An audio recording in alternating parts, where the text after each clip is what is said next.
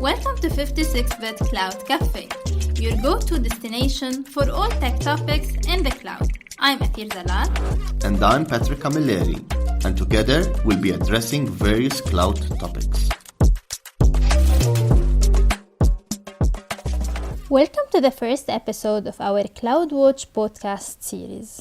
In this series, we will be taking you on a journey into the heart of Amazon CloudWatch, exploring its fundamental concepts and its role in managing and monitoring AWS resources.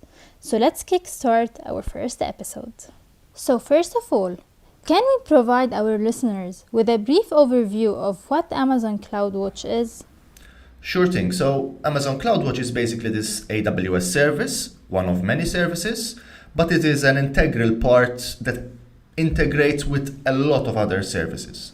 It provides monitoring, logging, metrics, and a bunch of features which allow you to have visibility into what you're doing with your software and with your AWS infrastructure. Okay, perfect. Now, since we had an overview of what Amazon CloudWatch is, now we need to know what its significance in cloud computing. Right, so CloudWatch, as I said, it's an integral part because it allows you to have visibility into what you're doing, whatever services in AWS that you are using, whether it's EC2, whether it's S3, whether it's RDS, or also what is the data and the software that you're running on top of those services. All that feeds back into CloudWatch, allowing you to view the insides of what is happening. It allows you to view how much CPU you're using, how much memory, what are the errors that are being brought up by the software layer, what are the errors being brought up by the infrastructure layer. So all these things, they feed data into CloudWatch, allowing you to have better insights into the most important things. And this allows you to do decisions basically related to speed, to reliability, to error and troubleshooting errors, and a bunch of other stuff which we might take for granted, but ultimately in AWS, CloudWatch provides this. Okay, so if CloudWatch is basically to know what we are doing with any AWS service used, then what are the key components of Amazon CloudWatch? So CloudWatch, you can see the components once you go into the CloudWatch console.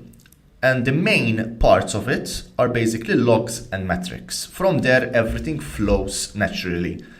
So logs are basically text messages that are ordered by date and time. They are like an audit of these text messages. These text messages come from different places, from AWS infrastructure itself or from the software that you run on it. And these logs can have information which is just informational, things that you want to know that are happening. They could have errors, they could have warnings inside these logs, and they will help you troubleshoot and make decisions based on that.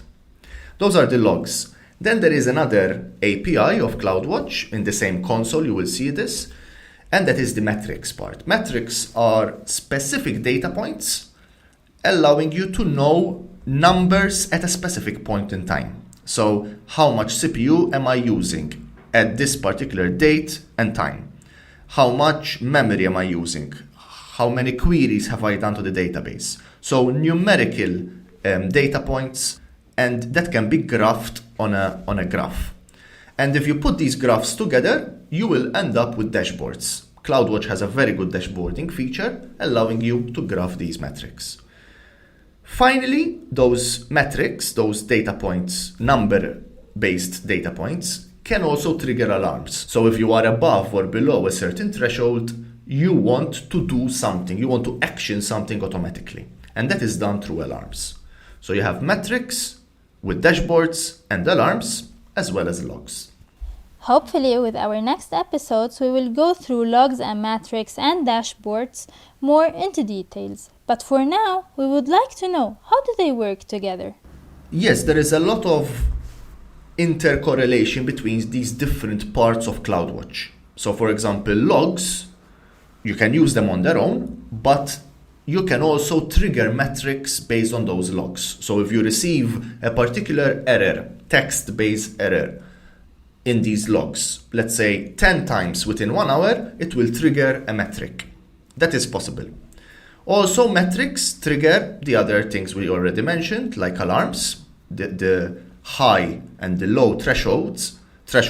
Basically, they enable this alarm to trigger, and the metrics are also feeding into the dashboards, into those graphs, which give you patterns, which ultimately you can make decisions on them.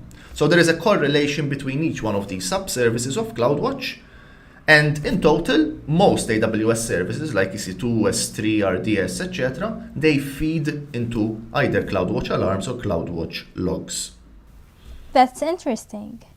Now, how does CloudWatch contribute to monitoring and managing AWS resources? Monitoring in general in IT is extremely important. Without monitoring, you do not have the data required to make decisions. So let's get an example. For example, I want to know whether my users are getting the backend application, the information that the server is providing in a good enough time. So first you will need to set what good enough is. So let's say I want all my requests coming back in 50 milliseconds. So you would set a metric that says, tell me how long it takes for the server to reply.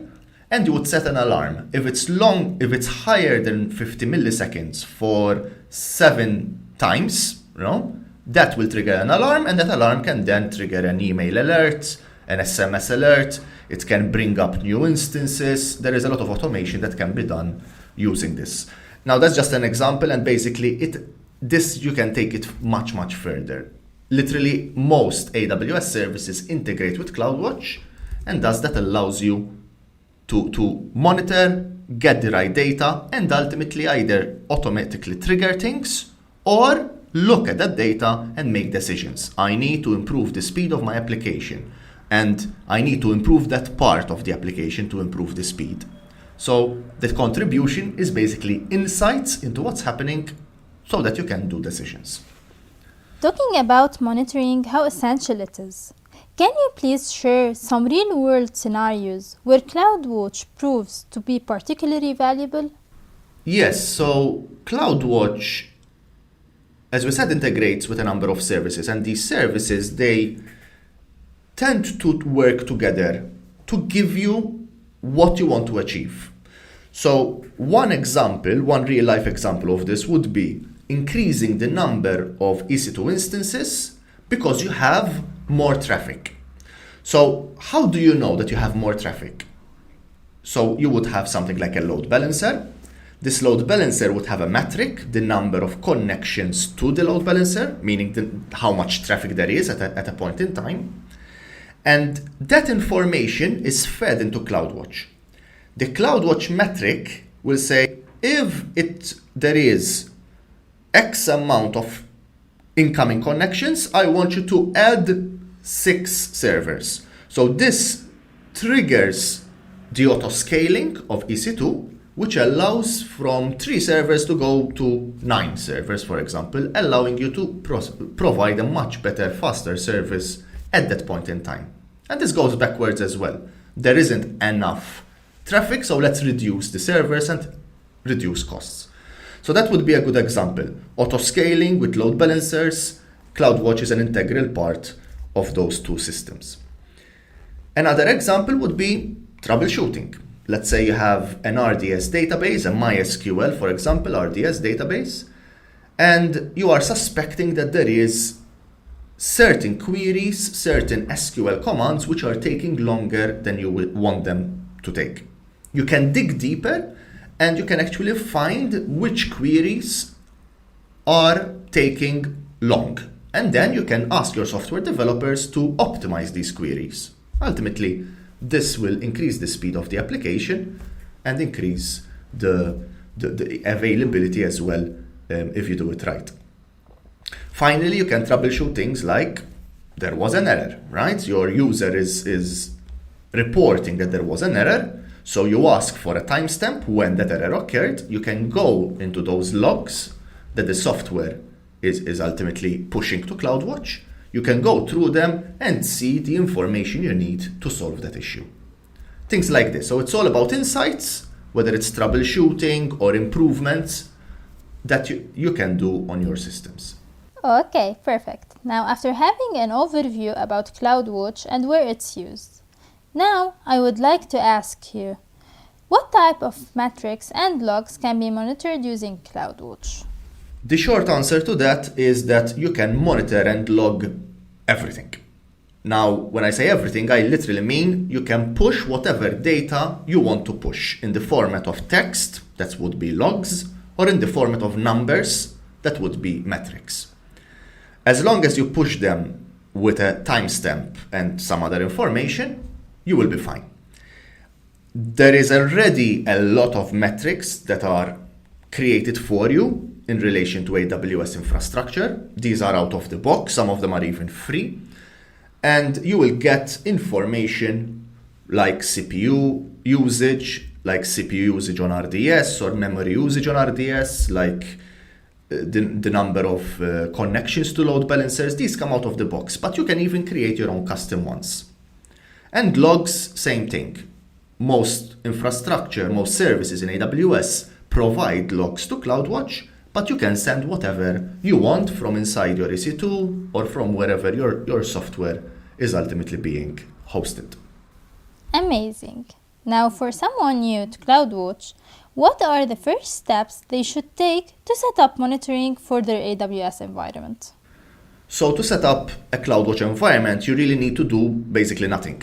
You go into the console and you go into a specific region, because CloudWatch is a service which saves the data in a specific geographical region. So let's say it's Ireland, for example. We go into Ireland and into the CloudWatch console.